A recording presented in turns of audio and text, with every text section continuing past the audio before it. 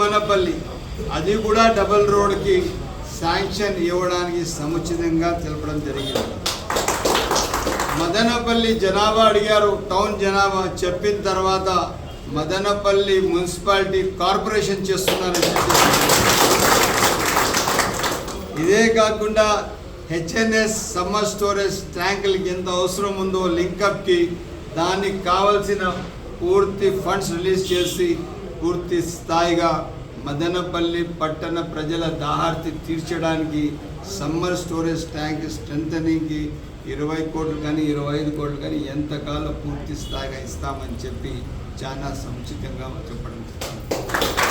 ఇదే కాకుండా Madanapalle town traffic కోసం ఎట్టి పరిస్థితుల్లో టౌన్ ట్రాఫిక్ పూర్తి స్థాయిగా దానికి అభివృద్ధి చేయాలా, రోడ్ వైడనింగ్ చేయాలా, ట్రాఫిక్ కోసం ఆల్టర్నేట్ బ్రిడ్జెస్ కానీ ఫ్లైఓవర్స్ కానీ ప్లాన్ చేయడానికి ఒక యాక్షన్ ప్లాన్, ఎంటైర్ టౌన్ డెవలప్మెంట్కి ఒక యాక్షన్ ప్లాన్ కూడా తయారు చేయబోతున్నారు.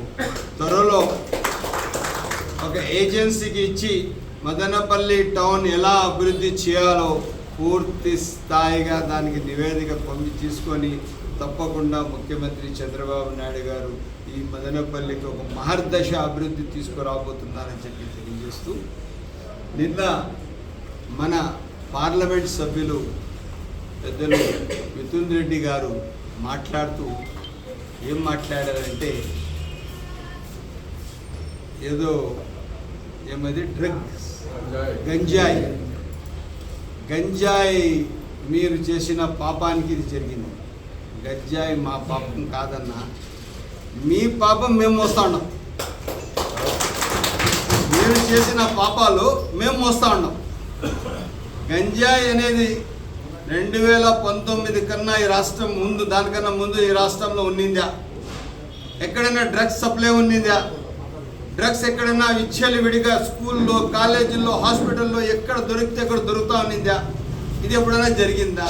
కొన్ని వాస్తవాలు మాట్లాడాలి. మీకు 3 పర్యాయాలు మదనపల్లి కాన్స్టిట్యూన్సీ ప్రజలు గెలిపించారు ఎంపీగా. మదనపల్లికి ఏం చేశారు మీరు? ఆ రోజు అనుకోనంటే మదనపల్లికి 500 కోట్లు మీకు లెక్కలేదు. మీరు ఏమన్నా చేశారా? కూడా మాట్లాడితే ఎట్లన్నా? కొన్ని వాస్తవాలు మాట్లాడాలన్నా.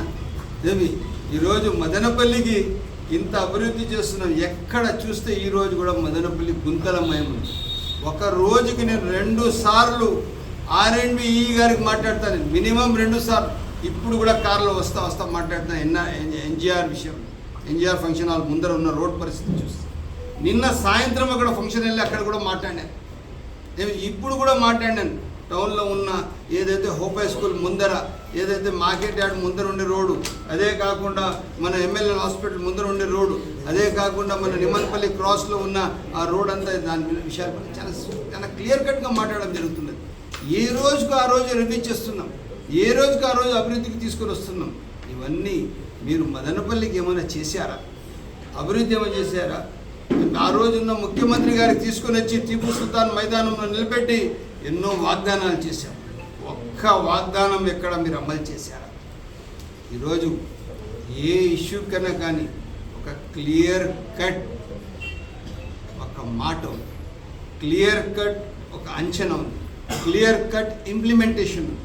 మాట చెప్పిన తర్వాత ఆ మాటకు ఎట్టి పరిస్థితి అమలు చేస్తూ సకాలంలో అభివృద్ధి దిశలో తీసుకుని వస్తూ, ఇప్పుడు బెంగళూరు రోడ్ ఉన్నాయి. బెంగళూరు రోడ్లో కొన్ని రోడ్లన్నీ ఎక్కడికెక్కడ నిత్యం తార్ రోడ్లు వెళ్ళిపోతున్నాయి. దానికి 1 కోటి రూపాయలతో సిమెంట్ రోడ్లు ఇచ్చాం, 5 కోట్ల రూపాయలతో బీటీ రెన్యూవల్ ఇచ్చాం. మన ఆలోచన ఏముంది? శాశ్వత పరిష్కారం ఉంది. ఏ రోజుకి ఆ రోజు కాదు, ఏదో కాంట్రాక్టర్ రావాలా, మేము కాంట్రాక్టర్ వర్కులు చేసేలా, మేము సంపాదించాలి, ఇది కాదు కాన్సెప్ట్. కాన్సెప్ట్ ఏమి? మదనపల్లి పట్టణ అభివృద్ధి జరగాల.